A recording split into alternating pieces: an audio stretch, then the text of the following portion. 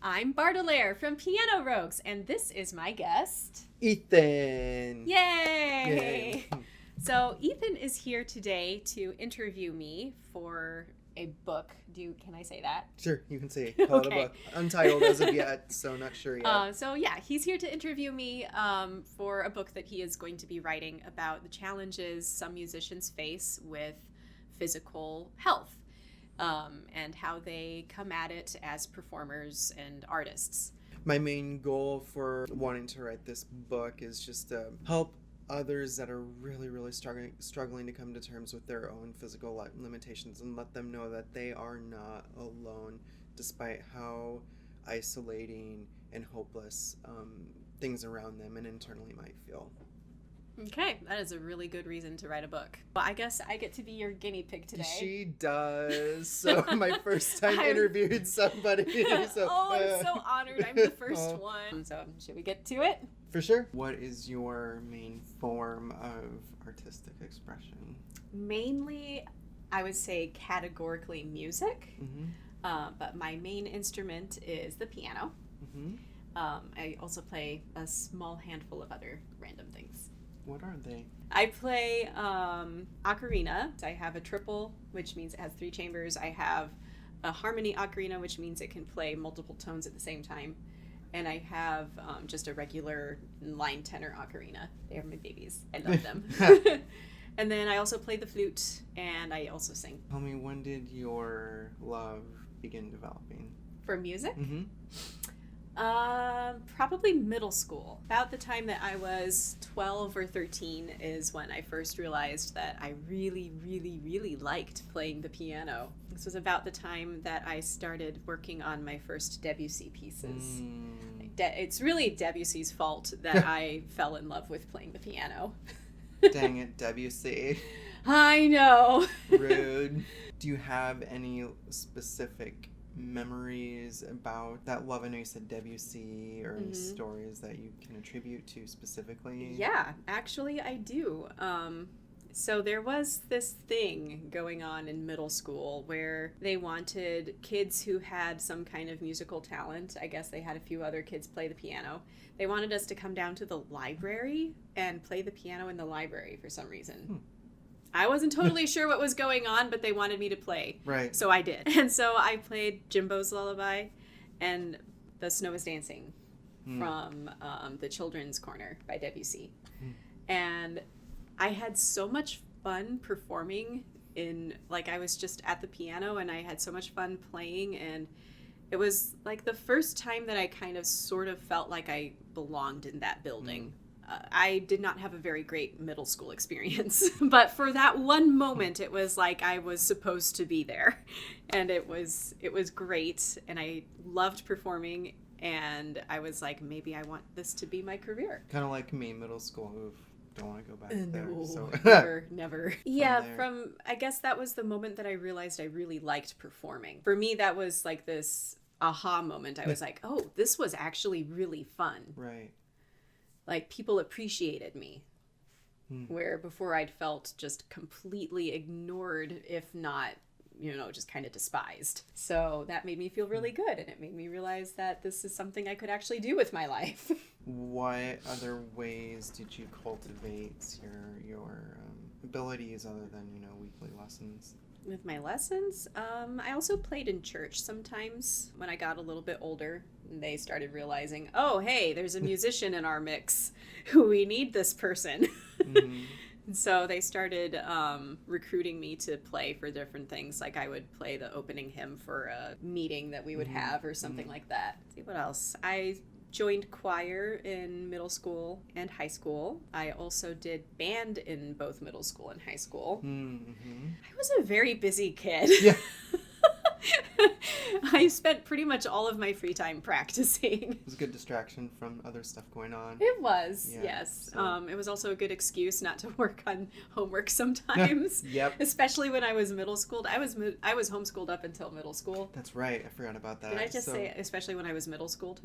You may have, but that's okay. It was cute. Especially when I was homeschooled, practicing was a really good way to be doing something I was supposed to be doing. Right. But not whatever work I was supposed to be doing in my math book. I hated math. And How was music a part of your upbringing in your home and your family?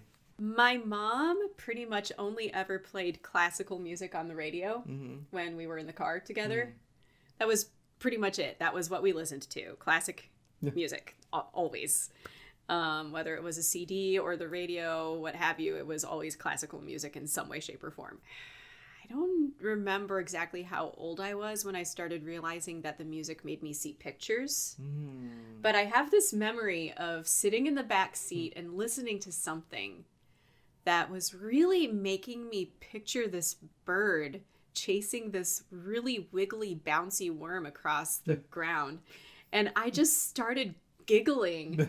Like, it was such a funny image in my mind. I couldn't stop laughing at it. And my mom, she's kind of glancing in the mirror. She's like, what? What's so funny? And I'm like, Mom, the music, it's making me see this funny image. I wasn't the only one of my siblings that had to take music lessons. I have 3 brothers, and all 3 of them had to take piano as well. And then in addition to taking piano, we were all allowed to choose an additional instrument to study if we wanted to. So I chose the flute. My little brother chose violin. My big brother chose trumpet, and then my other little brother also eventually chose trumpet. There was a lot of practicing going on, most of it unwilling. Yeah. But there was a lot of music in the house in that way too. Did you do any sort of like progressive evaluation type stuff, or were you more of just a performer? What? Yes. So this is where I'm going to sound really ignorant. There was this thing that I had to do. I mean, I say I had to do it. I guess it was technically my choice to participate, but it was called the Guild. That was what my piano teacher always called it, Guild. And so I would get together a list of like 10 pieces or so and memorize all of them. And then I would have to have the scales that went with the pieces, whatever key the piece was in, I had to have the scale and chord progression that went with it. And then I would go and play from this list, sometimes the whole piece, sometimes part of a piece. And I don't know if they ever actually listened to everything I had ready. Yeah, that was something I had to do. Again, technically it was my choice. I could have said, no, I'm not doing it. But I'm me. And they said I should do it, so I did. That's kind of how I was with anything like that I did. And there was one competition that I participated in. And I don't really remember what the competition was called. But it was at this big fancy hotel. That was pretty much it, other than student recitals. I think I'm going to start doing Guild for my students. So yeah, I'm thinking. Is that what it's called? Is it called Guild? Right, okay, you're I'm right. right. No, all right, I'm not as ignorant as I no, thought. You're not ignorant. Okay. So I'm either doing Federation or Guild. I forget which one, but I'm not doing both because both stress me out like total. Okay. So that's fair. What did you study at school, in college? In college? Yeah. Oh, piano performance. What would be like your dream performing opportunity? What would Oh you my do? goodness. I had such dreams. Yeah. I thought I was going to be one of the traveling performing artists and get to play with orchestras around the world, give solo recitals. You good there? I'm great. My tablet's a little tipsy. I'm sorry. So I thought that I was going to just be one of the people that was on the road all the time performing every place. Like, I pictured myself performing in France and England and Germany and, you know. all those beautiful, fantastic Yes, all the beautiful places. concert halls around the world. It didn't happen. Well, it didn't happen for me either. So I'm very aware that you have, some health challenges that's affected your ability to perform and continue studying the piano. So why don't you share with us, what are they exactly? Okay. When I was 22 or 23, I was diagnosed with ulcerative colitis, and then later it was upgraded. Or downgraded? Downgraded. I'm not sure how you want to say it, but it was worse than they thought. Yeah, well, I have Crohn's disease. Yeah. It's an inflammatory bowel disease. It causes ulceration and bleeding throughout my digestive tract. When it's bad, it's very, very bad. It makes it so that sometimes I can't really eat or even really drink for months at a time. I've been hospitalized with it before. It's kind of like slowly starving to death, but you can't eat because nothing stays down. So you're screwed either way. Yeah. Oh, that's such a lovely thing. Then it also causes inflammation in other ways. Like it also attacks my joints. So I have arthritis in my neck. Like it's been x-rayed. I definitely have arthritis in my neck. I also know I have arthritis in my hands and my wrists. Those two things can make it somewhat challenging to play the piano sometimes when I'm sick. Also, if I'm not feeling well, if I'm in a lot of pain, it's hard to concentrate. If I'm having trouble eating, then I'm also not getting the nutrients I need, which makes my brain not work as well as it could, which means I have trouble concentrating again. It gets harder to learn things. It's hard to remember things. I mean, with all the ulceration and bleeding, I have become really anemic at times to where it's hard for me to even make it upstairs. Oh, jeez. Like a flight of stairs becomes a real challenge if you get to a certain point.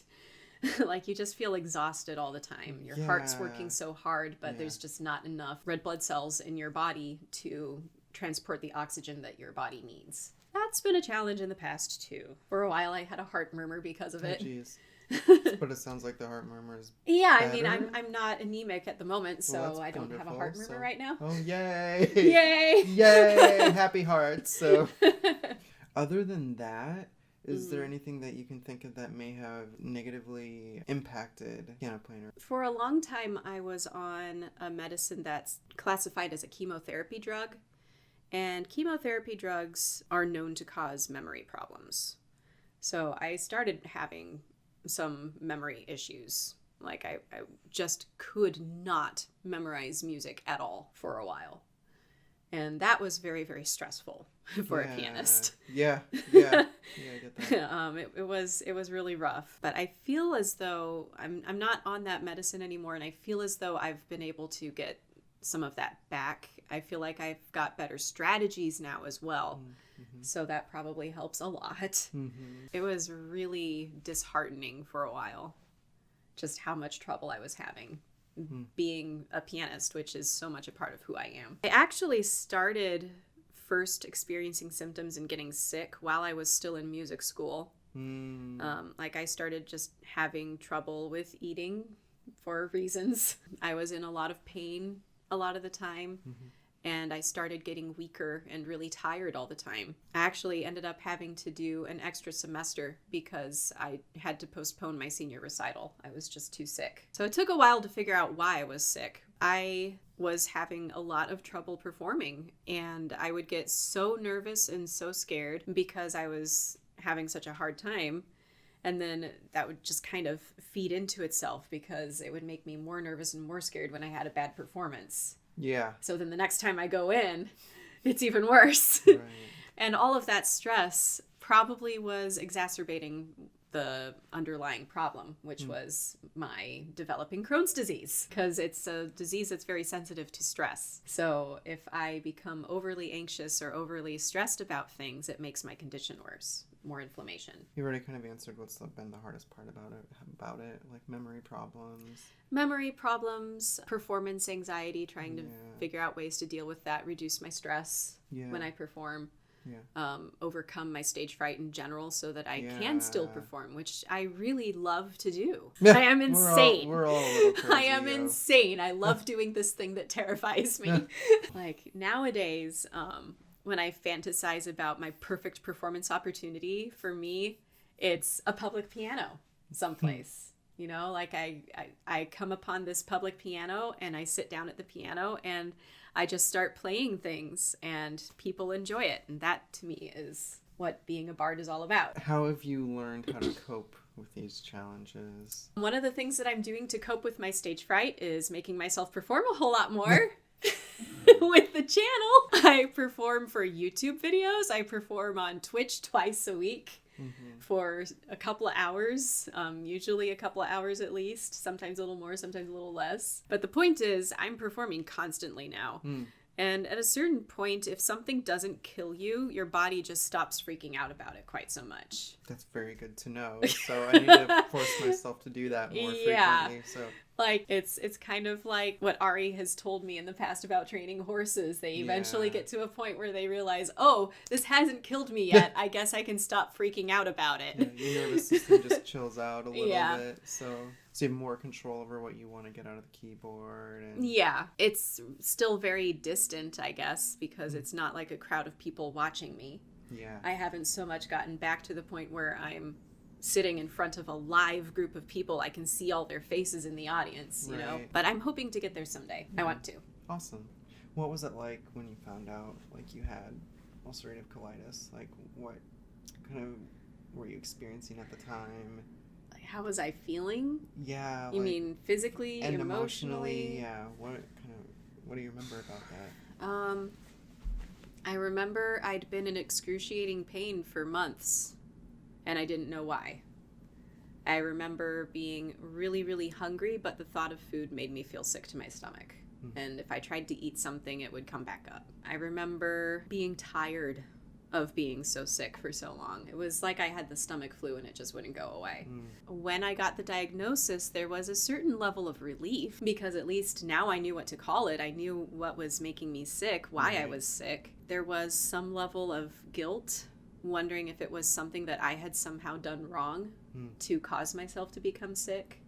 And to a certain extent, I still have these internal fights with myself. Right. Maybe it was this, maybe it was that. Maybe if I'd done this differently, I wouldn't be sick now. I mean, ultimately, we can't know what's going to make us sick. I mean, ultimately, there's no going back, and thinking about things in the past and wishing you could change them it's an exercise in futility, and it's only going to make you upset. I was also scared. Yeah. Because I didn't know what it was going to mean for my future. Like, was I going to be sick like this for the rest of my life? Right. I mean, at that point, we hadn't tried any medications for me yet, so I knew why I was sick, but I didn't know if I was going to go the rest of my life feeling that crappy. I was trying to be really brave about it because I also knew my mom was really worried and scared for me.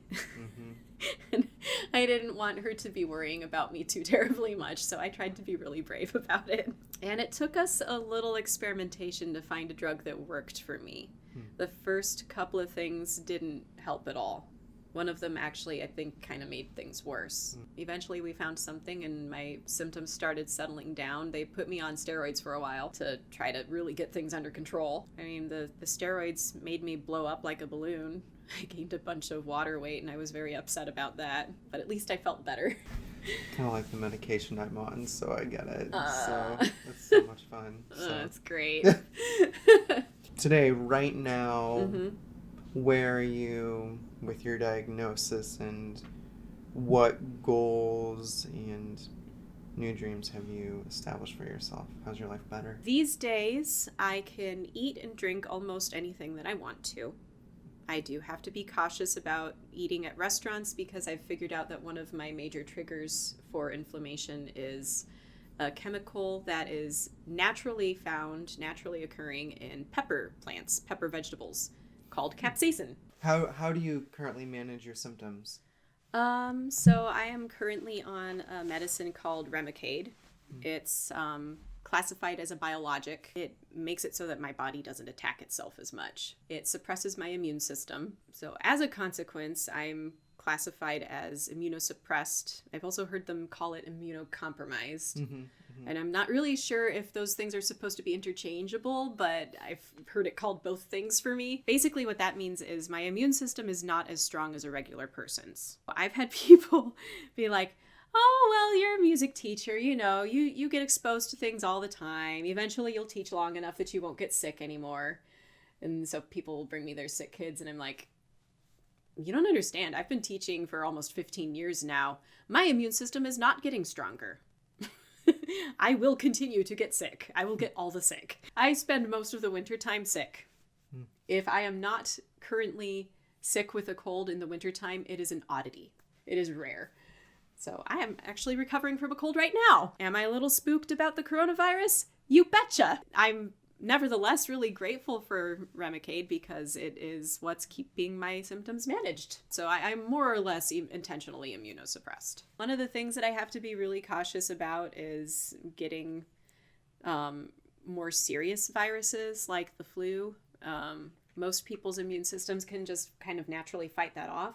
Mine might have more trouble, and I'm also at an increased risk for complications like pneumonia. I also have to be careful if I ever have to go on antibiotics for anything because, again, my compromised immune system, if the antibiotics knock out too much of the good bacteria in my system that's helping to keep things balanced, then I can become really, really sick with other things.